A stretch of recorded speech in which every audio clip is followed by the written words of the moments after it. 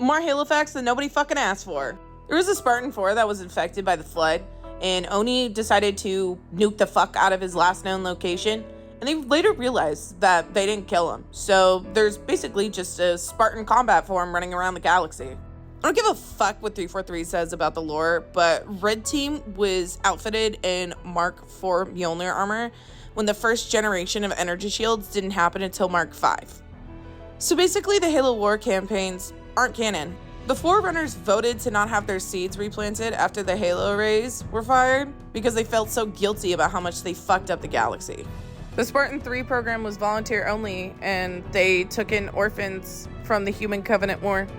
The first 2 missions of the Spartan 3 sent in 600 soldiers, and only 2 survived, Lucy and Dom. Lucy was so traumatized after Operation Torpedo that she didn't speak for 7 years. Let me know if you want more Halo facts. Bye! Part 3 of Halo lore that nobody fucking asked for. Precursors were ancient aliens in the Halo universe that planted seeds of life on viable planets and created all sentient life within the Milky Way galaxy. Many ancient aliens considered them gods. Precursors could also speak mind to mind with one another across the entire universe. Precursors also created something called the Mantle of Responsibility that they were planning on handing over to the humans, but the Forerunners were pissed and decided to massacre them. The remaining Precursors ran to the edge of the galaxy, ground themselves into dust, and over time it became corrupted. Some dumbass Forerunner thought it was a great idea to take this mystery dust and feed it to animals, which later turned into the Flood. The Forerunners then realized how much they had fucked up and realized why the Precursors wanted to leave the Mantle of Responsibility to humans in the first place. So that's why all Forerunner technology is only easily accessed by humans and Forerunners. Let me know if you want any more lore. Bye! Part 5 of Halo lore that nobody fucking asked for. The Spartan 1 program was a complete and utter failure, with them experimenting on adults that had volunteered for the Super Soldier program. When they were attempting augmentation and gene therapy, most of them came out crippled or dead. Some of them came out pretty much unscathed, like Sergeant Johnson. Spartan 2s were 6-year-olds that were kidnapped from their home, brought to Reach, and trained on how to wage war from the ages of 6 to 14, where at the age of 14, they went through massive augmentation surgeries. They are canonically the most powerful Spartans. Spartan 3s were recruited during the Human Covenant War and mostly catered to children, starting at the age of 4 years old. They didn't earn their Mjolnir armor until they had multiple successful missions. Spartan 4s got their augmentations as adults and were mostly Oni officers and ODSTs. Fuck Spartan Lock. Let me know if you want more lore. Bye! Part 6 of Halo lore that nobody fucking asked for. Master Chief was only chosen by Cortana because he was lucky. Sergeant Johnson was part of the Spartan 1 program, and the reason why he survived the initial flood attack was because his DNA was so fucked up from the experiments that it literally could not attach to his spinal cord. There are only 2 hyper-lethal Spartans in the lore, Master Chief and Noble Six. Alpha Company was originally 497 orphan children that had come in between the ages of 4 and 6, were trained, and then later commissioned on the most deadly Spartan mission of all time. Operation Prometheus was the largest infiltration from a Spartan company ever, and it was 300 went in and nobody came out. The youngest person to have passed away was 8 years old. Operation Torpedo was something similar, but 2 came out, and I already talked about them. Let me know if you want more lore. Bye! Part who fucking knows of Halo lore that nobody asked for. We're gonna be talking about one of my favorite characters from the lore. So in the Forerunner trilogy, there was an ancient human named Chakas, and he kind of forced a friendship with the Isodidact, and throughout the 3 books, you can see how it goes from annoyance to comrades to besties. So unfortunately, in the end of the trilogy, Chakas sustains a mortal wound. There's no helping him. And the Isodidact is like, that's my bestie, I gotta do something. This is at the same time that the Halo arrays are being made.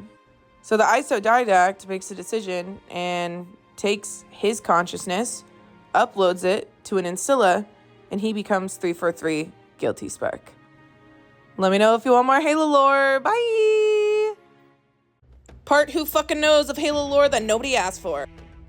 So, does everybody remember the first mission in Combat Evolved where we're running through the Pillar of Autumn? So, on the cryo deck, which is where they go ahead and basically freeze and unfreeze Spartans, if you are in the anniversary edition of the graphics, you can actually see Master Chief's vital signs and Linda's vital signs. Now, in the lore, Linda is clinically dead.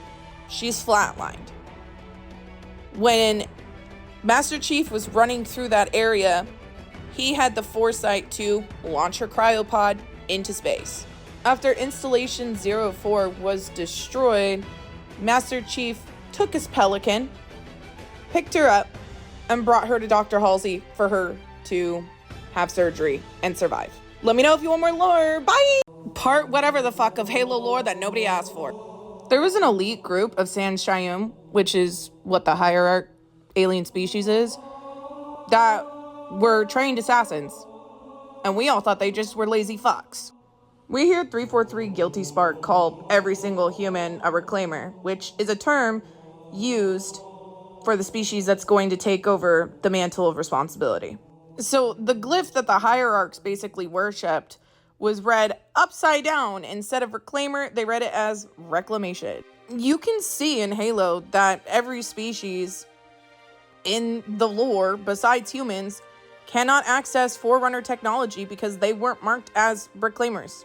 The prophets knew this, knew what their great journey really fucking was, and they still said, fuck it, we're gonna commit genocide against the humans and go on this great journey without anyone else knowing. Let me know if you want more lore. Bye! More Halo lore that nobody fucking asked for. You remember the ODST that we played in Halo ODST, Rookie? Yeah, he died to insurrectionists at the age of 28. Engineers are biological computers created by the Forerunners.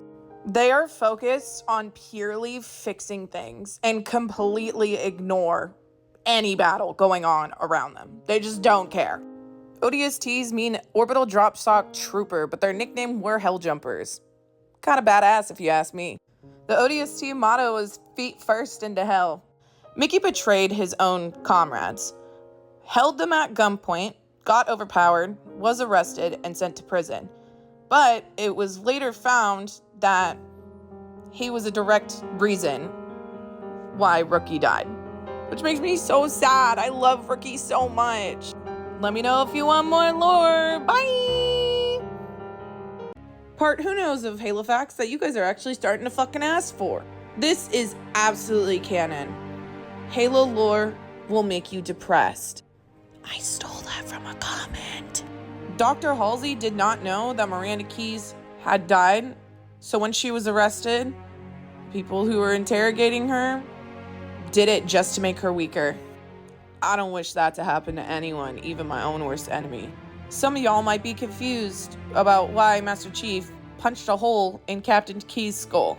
They had a neurolace which they could upload and download information to, and Master Chief did not want any information such as the location of Earth, battle plans, any future plans for military weapons getting in the hands of the wrong people. Little did he know the Flood already had that information. Let me know if you want more depressing lore. Bye! More Halo lore that nobody fucking asked for. So the Forerunners had a term for Flood-occupied space that no civilians were allowed to enter. It was only military. They were referred to as burn areas. The Forerunner military used this as like a way to train their military troops and also attempt to retake the worlds that had been relinquished to the Flood. 500,000 star systems. 500,000. When the Flood became so advanced on a world, they would come up with blight spots where there was actual mountains of Flood biomass. The Flood used this to pump spores into the atmosphere and basically terraform it so nothing could live there. The largest one was bigger than Mount Everest. Let me know if you want more lore. Bye! More fucking Halo lore that you guys are actually starting to ask for. Bear with me, I'm doing my nightly stretches. Spartan 3s were actually made to be expendable, unlike the Spartan 2s and Spartan 4s. They were a lot less money to make, but they needed more Spartans on the battlefield, so they literally took orphans from the Human Covenant War starting between the ages of 4 and 8 and started training them right off rip and giving them their augmentations after 4 years. Only elite Spartan 3s had Mjolnir armor. Most of them were outfitted in stuff very, very similar to ODST gear. James Ackerson was the officer at Oni that suggested it. He hated Halsey, wanted to say that he was better than her, and instead of kidnapping children, he just manipulated them and sent them to die. What's worse in your opinion, kidnapping 6-year-olds or recruiting children just to die on the battlefield? Let me know if you want more lore. Bye! More fucking Halo lore that y'all are starting to ask for. Frederick 104, aka Fred, was actually the highest ranking Spartan amongst the ranks. However, most of the time, whenever John was there, he would defer leadership to him. Fred did not like a lot of his commanding officers. However, he did respect them because he kind of had to. He was known to be witty and quite sarcastic. Fred was known to be a natural born leader and had some of the best strategies out of all of the Spartans. Fred was deeply caring of his fellow Spartans, and in all honesty, he had so much love for his brethren that people actually saw it as a detriment. Fred was one of the tallest Spartans at 7'1" and 286 pounds. Fred was known to excel in close combat and actually preferred throwing knives to kinetic weapons. Let me know if you want more lore. Bye! Halo lore that y'all are starting to fucking ask for. We're gonna be talking about one of my favorite Spartans, Linda. Queen was a fucking bad bitch. One of the best snipers of all time. And she was also one of the scouts for Blue Team. Like, she literally was hanging upside down off of a cable and sniped 2 Banshee pilots out of the fucking sky. Without a fucking marksman! Linda was actually on the Pillar of Autumn while it had jumped to the first Halo arrays, but she was in cryo and clinically dead. Master Chief launched her into space, later picked her up, brought her to Halsey, and she had to have multiple of her organs replaced. But she later survived. She a bad bitch. Let me know if you want more lore. Bye! More fucking Halo facts that y'all are actually starting to ask for. We're gonna be talking about everyone's favorite Spartan, Master Chief. All Spartans were known for having a specialty. However, Chief did not have one. He was known as somebody who was a jack of all trades. John was 6'10", 290 pounds. His favorite weapon was the AR. He was actually seen early on in every single campaign, either crashing or falling somewhere. Combat Evolved, lifeboat crash into Halo. Halo 2, jumped from Cairo Station, delivered a bomb to the Covenant, and then landed on in Amberclad. Halo 3, bro jumped from the Forerunner Dreadnought and landed back to Earth. Halo 4, he goes crashing into Requiem. The only time in Bungie Halo that John is referred to by name is at the end of Halo 3. Let me know if you want more lore. Bye! Halo lore that you guys are fucking asking for. High Charity has some very interesting lore that I want to get into, mostly about its creation. High Charity is actually a piece of the planet that the San Shayum came from, called Janjor Kham. I think that's how you say it. The reason why the San Shayum worshipped the Forerunners was because the Dreadnought ship was left on their homeworld. Mendicant Bias tried to assist the humans and accidentally crashed it into the San Shayum system. Anodyne Spirit is the name of the Forerunner ship, was used to power High Charity after it broke off a piece of the fucking planet. When this happened, the San Shayum actually built High Charity around the Forerunner Dreadnought. This also led to them searching for more Forerunner relics. Let me know if you want more lore. Bye! Halo lore that y'all are fucking asking for. Before I get started, I just want to let you know it's going to be limited content from the 9th to the 12th because I'm going to be in Arizona visiting my grandmother. So, sorry ahead of time, but I'll get plenty of reading done. The original Halo array was 12 rings and the greater arc. However, when mendicant bias destroyed the greater arc as well as some of the larger rings, they went ahead and constructed the lesser arc with smaller rings that had a wider radius to basically destroy life. Each ring had a monitor, aka 343 Guilty Spark, Penitent Tangent, etc., which were Forerunner AI used to assist the reclaimers whenever they needed to use the Halo rings. The Halo rings were also used as testing facilities for the monitors and also held seeds to replant life. Let me know if you want more lore. Bye! More Halo lore that y'all are starting to ask for. We're going to be talking about Jerome092 because some of his lore is pretty fucking awesome. Jerome is 7'2", 290 pounds, and currently holds the rank of commander. A flood infection form came onto the ship when everyone was in cryos, so Serena woke Jerome, and he didn't have a weapon, so he just took a metal chair and just beat the shit out of the flood. In the comics, Jerome fought and killed a fucking hunter with his hands. Bro punched a hunter to death. Jerome was known for his tactical versatility and high-intensity combat. He was also very good at hijacking any vehicle, much like Master Chief. Jerome was originally a washout because his augmentations didn't take, but he retrained, got the augmentations, and now is a Spartan. Let me know if you want any more lore. Bye!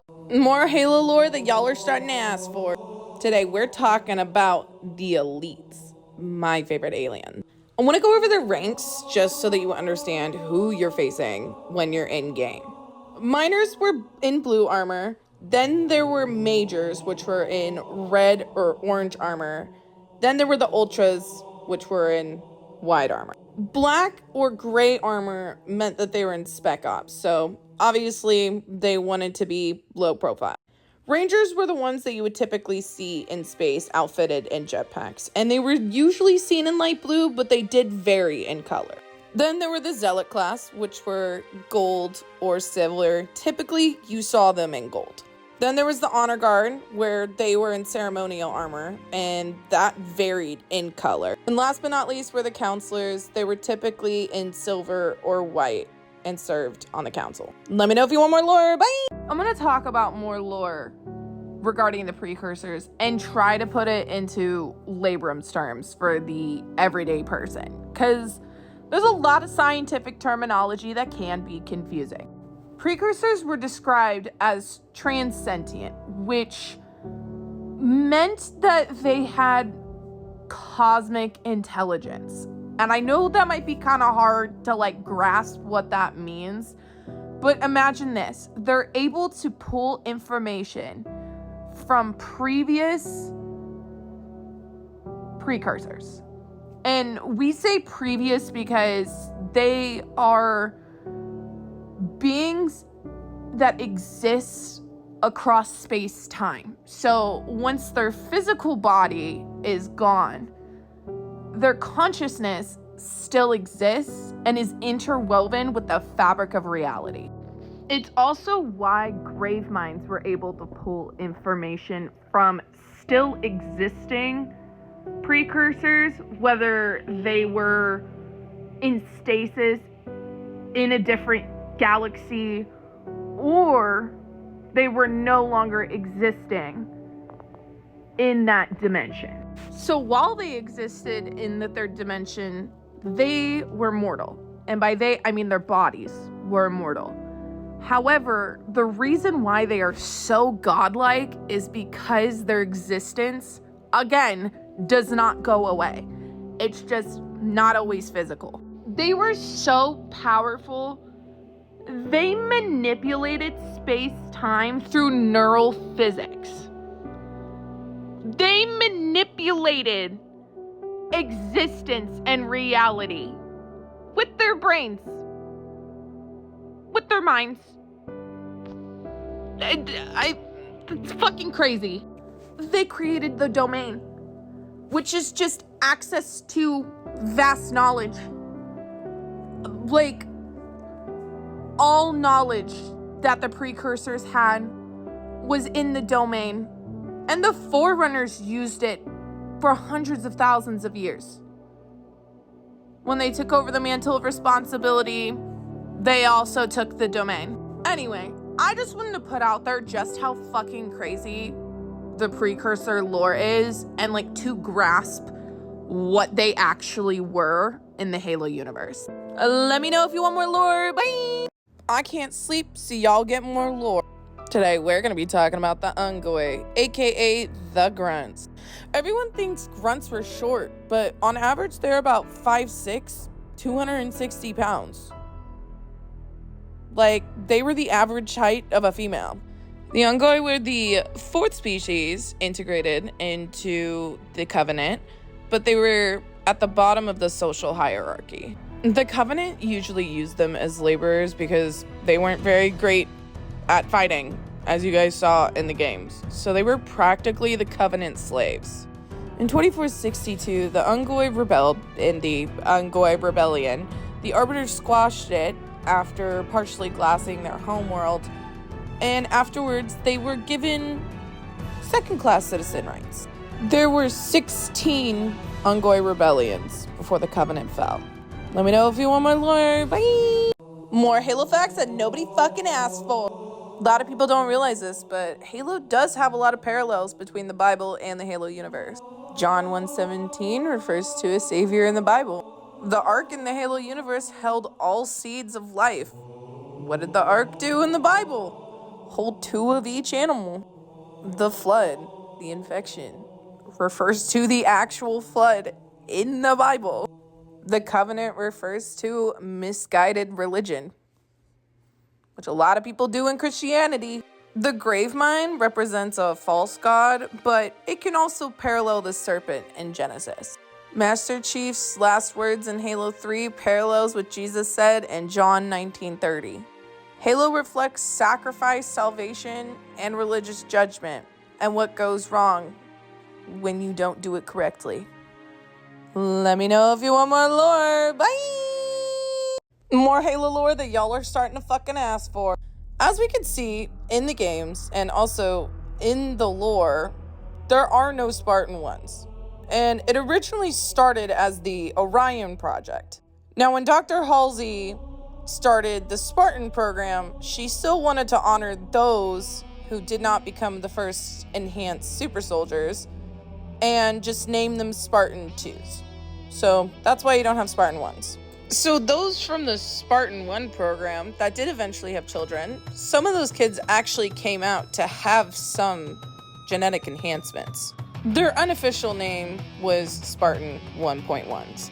The Orion Project was discontinued due to lack of improvements, high costs, a high mortality rate, lots of genetic issues, so on and so forth. Sergeant Johnson was the most successful. Let me know if you want more lore. Bye! More fucking Halo lore that y'all are asking for. Today we're going to be talking about Spartan B312, also known as Noble 6. Noble 6 was known to be hyper-lethal, lone wolf assassin, everything covered in black ink. Noble 6 was also a test pilot for the Saber program, which was very top secret, and they actually utilized it in one of my favorite missions of Halo Reach. His superior used him as his own personal Grim Reaper, and a lot of people speculate that it's Ackerson. Bro, that's a fucking asshole. In the end, Noble 6 stayed on the ground as a lone wolf, dying to the Covenant. And I will die on that fucking hill because Bungie confirmed that he is dead. Stop bringing him back. Let the bro rest. Let me know if you want more lore. Bye! More Halo lore that nobody fucking asked for. We're gonna be talking about one of my favorite AIs, Offensive Bias. Offensive Bias was a meta-class Forerunner and Scylla created to defeat Mendicant Bias. Bro was a methodical, hyper-lethal Ancilla who was known to be a cold, hard bitch, and we love him for it. During the final battle between the Forerunner Flood War, the Isodidact fired the Halo Rings in order to go ahead and basically weaken the Flood, Offensive bias was able to dismantle mendicant bias and effectively defeat the Flood. Offensive bias was able to go ahead and control offensive and defensive fleets for the Forerunners single-handedly. Offensive bias actually overlooks a piece of mendicant bias on installation 00. Let me know if you want more lore. Bye! Hey Halo hookers, I'm home. Time for some more fucking lore. Today we're going to be talking about the Halo array itself. The Halo array that we see in current lore is made up of 7 rings, most of them at around 10,000 kilometers in diameter.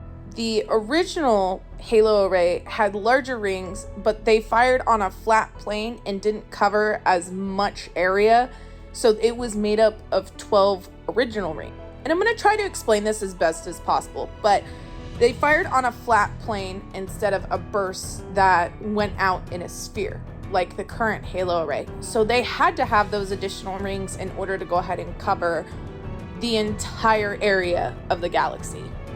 The Halo array now has a blast radius of 25,000 light years, which is fucking massive, but you still need 7 Halo rings in order to go ahead and destroy all life. Let me know if you want more lore. Bye!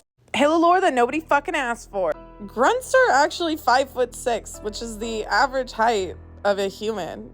And the only reason why they seem so short in the games is because you're playing a massive Spartan. Ancient humans were actually very close allies with the Sanshayum, which is not the case in the games. The Prophet of Regret should have died with one punch. Let's be fucking real here, dude. But to withstand as many as he fucking did, bro was almost invincible. The Covenant did not like being referred to things such as the prophets, elites, grunts, jackals, things along those sorts. So when you're watching a cutscene, you'll see that they refer to themselves in such names, and the reason why is because it's technically translated into English for the viewer. Artas Vidam had 2 mandibles missing, which is why he was referred to as half-man. Let me know if you want more lore. Bye! More Halo lore that nobody fucking asked for. Now, we know Spartans are hella strong, but did y'all know that Kelly and Master Chief literally used their legs to hold up a fucking mountain? And at one point, Master Chief was doing it alone? That's just fucking crazy, bruh. Jerome came straight out of cryo, not even knowing what the fuck the Flood was, and just beat the shit out of them with the chair because he couldn't get to a fucking weapon. Master Chief literally bitch slapped a supersonic missile out of the fucking air. Linda shot 2 Banshee pilots out of the air while hanging upside down off a cable so fast that Master Chief couldn't even see which one she shot first. Will literally fist fought 2 fucking hunters and defeated them. And Olivia crushed a Sentinel to death with a boulder the size of her torso. Let me know if you want more Halo lore. Bye! More Halo lore that nobody fucking asked for. Today we're going to be talking about everybody's favorite ship master, Artas Vidum. Halfjaw is definitely a fan favorite. Let's be real here. He lost 2 of his 4 mandibles when his second in command was infected by the Flood and cut them off. He was instrumental during the Great Schism in assisting the Arbiter with whatever he needed. He was known to be an excellent leader and was extremely unique because he cared about every single one of his men, including the Ungoi, which was extremely rare to find within the Covenant. After the Human Covenant War was over, Thelvadam encouraged him to retire.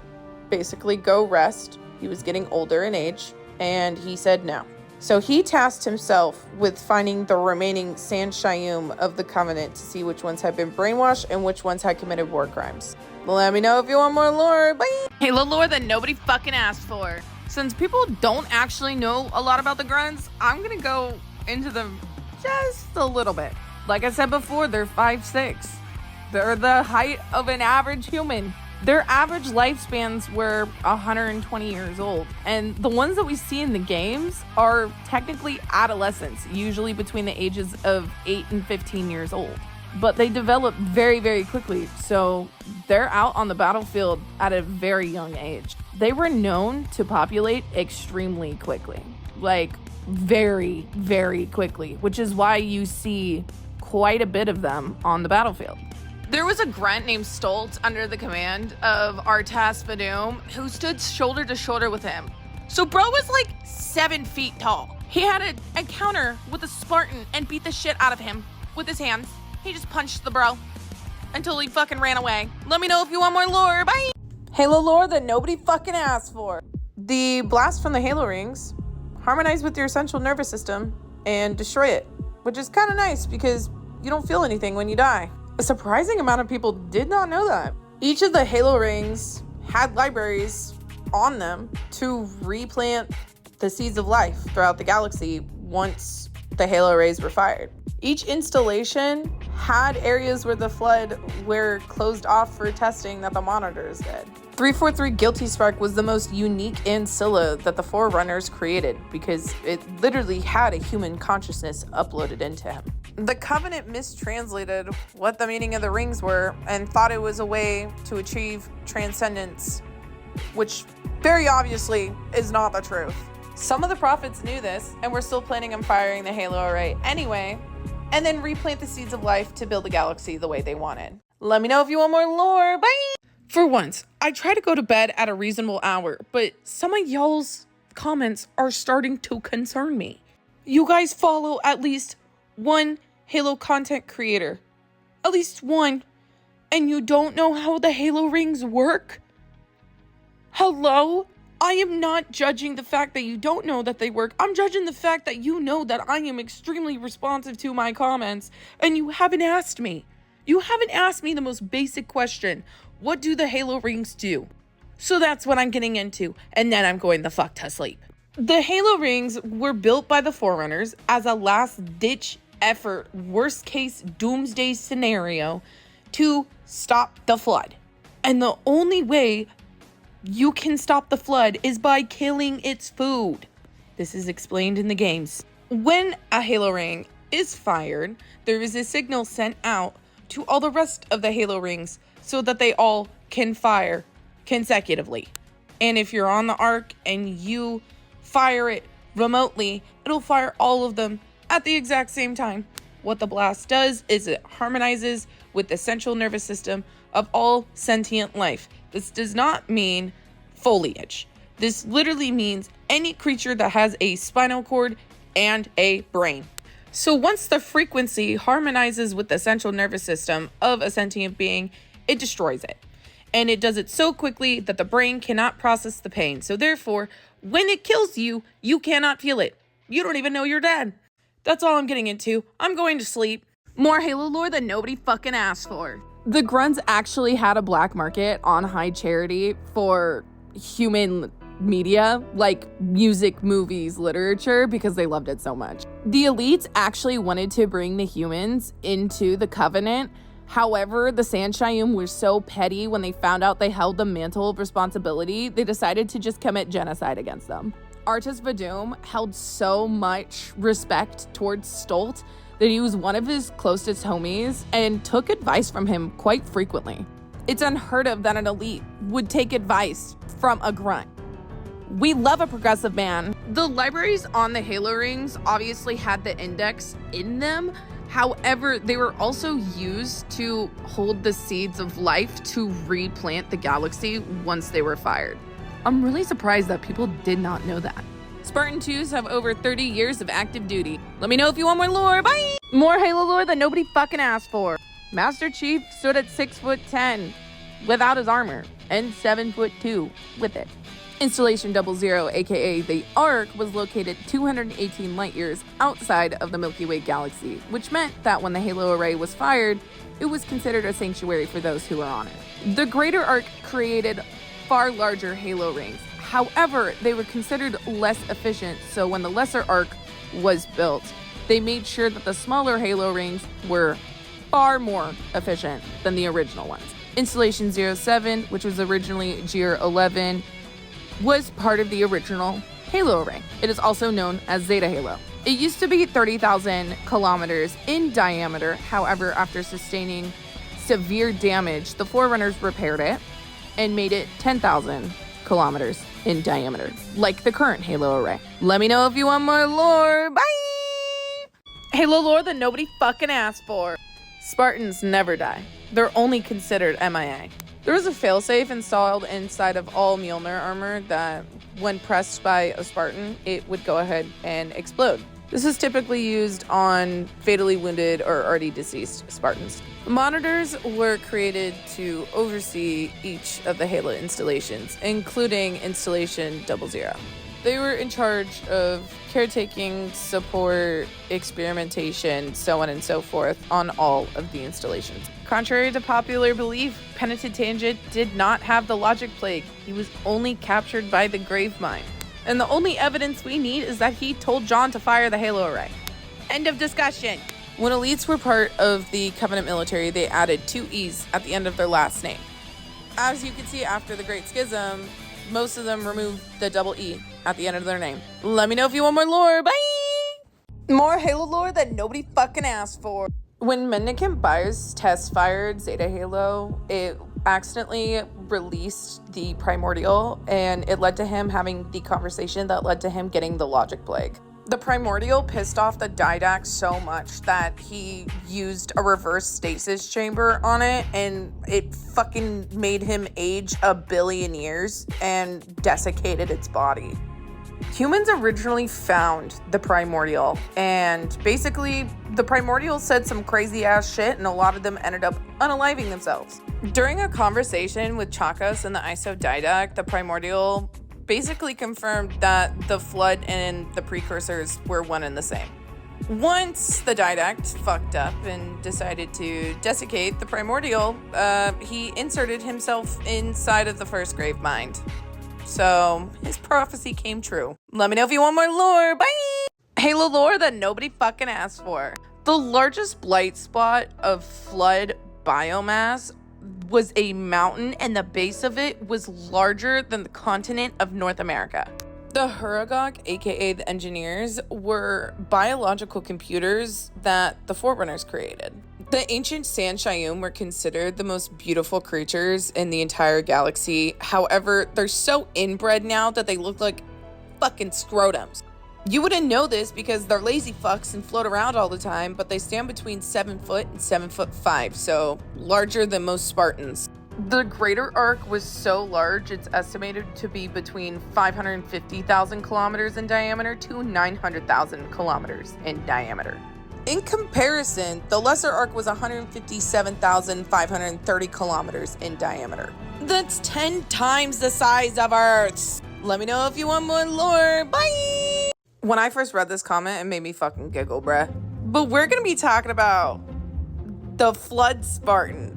At least he's only a Spartan 4. We all know I'm a hater. So when the Flood infected the Spartan, the Mjolnir armor tried to crush him and also fry its brain. However, the Flood infection form, little popcorn shrimpy dude, used its little tentacle things and hacked the suit so it wouldn't kill him. Oni nuked his location and they thought he was dead, but they realized that there was a ship that had a slip space engine that wasn't there anymore. So bro was just flying around the galaxy doing whatever the fuck he wants. Literally, a Spartan being infected is considered a doomsday event. So the captain that fucked up ran because he knew he was fucked. Anyway, let me know if you want more lore. Bye! It's 4:50 in the morning and I still can't sleep. So here's some more lore. Kurt 051 was 8'2" in Mjolnir armor. That adds 4 inches to your natural height. Do the fucking math. Now this next one might scare you. Those bitches look creepy, huh? That is a precursor. And they happen to be pacifists, so, you know, not really that terrifying once you know that. They were 50 feet tall, which is around the size of a 5-story building. Dr. Halsey is the only individual who can tell each Spartan apart just by the way that they walk. The Ungoi Rebellion almost destroyed High Charity, and the only reason why it stopped was because they started glassing their homeworld. all because they wanted to be treated equally. Let me know if you want more lore. Bye! More Halo lore that nobody fucking asked for. John really had no idea how much people idolized him until he interacted with a Marine who was doing everything in his power to try and impress him. In the lore, John internally berates himself because he doesn't know how to not be awkward in typical social situations. There's always been a little bit of confusion, even with me, when it came to John being called the Demon, because a lot of people think that it's all Spartans that get called that, but it's only Master Chief. It was a really weird sign of respect from the elites being called the Demon, because they saw him as an unstoppable force, which kind of badass if you ask me. John also has every medal that you can get from the UNSC besides the POW, because he's never been captured. Chief was actually the one to find the coordinates to Installation 04. Let me know if you want more lore. Bye! This question made me so fucking excited. I have been waiting for somebody to ask this. Yes, the Halo rings are weapons of mass destruction. However, they're also used as a sort of preserve. We also know that each of the rings have its own individual libraries where you can replant the seeds of life. We all knew who the librarian is. She was tasked with the preservation of life, and she argued that the rings should be used to preserve mostly flora and fauna, so it would be easier to physically replant on the planets if something were ever to go wrong. Safe to say, she won. We got the terraformed rings that we all see. And we don't really see it in the games, but there were sentient beings that had been planted on the rings itself. And it's super fucked up because they're mostly used for experimentation with the Flood. But we don't talk about that today. Let me know if you want more lore. Bye! Halo lore that nobody fucking asked for. Flood infection forms are actually quite a bit larger than we acknowledge them to be. They're usually about 2.5 feet to 4.5 feet tall. How they infect is they pierce the skin and attach to your central nervous system, usually your spinal cord or the brain. Spores can infect anything that breathes. So this includes the Legolo worms, anything that does not have a central nervous system, because it changes you on a molecular level and turns you into the Flood. Pure forms are only created from Flood biomass. They do not have a host. They only come into existence once there is a grave mine and they reach the coordinated stage. Usually Flood biomass is used to create blight lands and hives, basically. You can actually see it on the remnant of High Charity that lands on Earth. Let me know if you want more lore. Bye! More Halo lore that nobody fucking asked for. Fun fact, the Brooks accidentally nuked themselves back into the Stone Age. The official language of the Covenant was Sangheili. Grunts were known to be extremely witty and quite sarcastic, which is what we see in a lot of dialogue in the games. Grunts were also extremely intelligent, even though it doesn't seem like it. They're able to learn languages extremely quickly because they don't have linear thoughts. They're kind of all over the place, which is why they were able to pick up on English very quickly. And if anybody knows anything about the English language, it is the hardest second language to learn. The way that monitors kept their logs was it would be their installation number and then their given number. So, for example, 04343 was Guilty Spark's logs. This was used for communication and experiments. Let me know if you want more lore. More Halo lore that nobody fucking asked for. Before the Human Covenant War, 39 billion humans were alive, and afterwards, only 26 billion humans survived. So 41% of humanity died. Before the Human Covenant War, 800 colonies had been established, and 79 of them were glassed. That's about 10% of colonies destroyed. Nearly all of High Charity, and by nearly, I mean like 99.9% of High Charity had become Flood biomass. And we have to remember that High Charity was literally made out of a broken planet. The only parts of High Charity that hadn't been infected were key parts of the hull and where the Dreadnought had been attached to. So basically anything Forerunner related wasn't touched by the Flood. Let me know if you want more lore. Bye! Halo lore that nobody fucking asked for. A lot of people might be wondering why the Sandshayum use anti-grav chairs. And it's not just because they're lazy. Their genetic pool came from 1,000 Sandshayum that came off the planet, and they're so fucking inbred that it's almost impossible for them to walk. Like, they literally had to go back to their homeworld and kidnap females to breed with. Female Sangheli lay eggs. They don't give birth to live young. And breeding on Sanghelios is highly regulated. They want to continue the bloodlines with the strongest warriors. The grunts lay massive clutches of eggs ranging from 5 to 18, and they become mature between the ages of 5 and 8 years old. And despite the fact that they become mature at such a young age, their lifespans on average are 121 years. Let me know if you want more lore. Bye! More Halo facts that nobody fucking asked for. When the flood takes over your body, it actually takes your knowledge and gives it to the grave mind so that all flood are aware of everything that you know. This goes back to their origin as precursors, where they're able to assimilate knowledge across space-time because they're woven into the fabric of reality itself. The flood is thought to be a final test by the precursors to see if people actually do deserve the mantle of responsibility. Elite's mandibles are genetically unique, so they're kind of like the Sangheli version of fingerprints. The Elite's average lifespan is 300 years. They're hella fucking unk. Despite the Ungoi being relatively short, they are very dense in muscle and weigh around 250 pounds. Ungoi also have bright blue blood, which is thought to be the methane gas mixing with the copper in their blood. Let me know if you want more lore. Bye!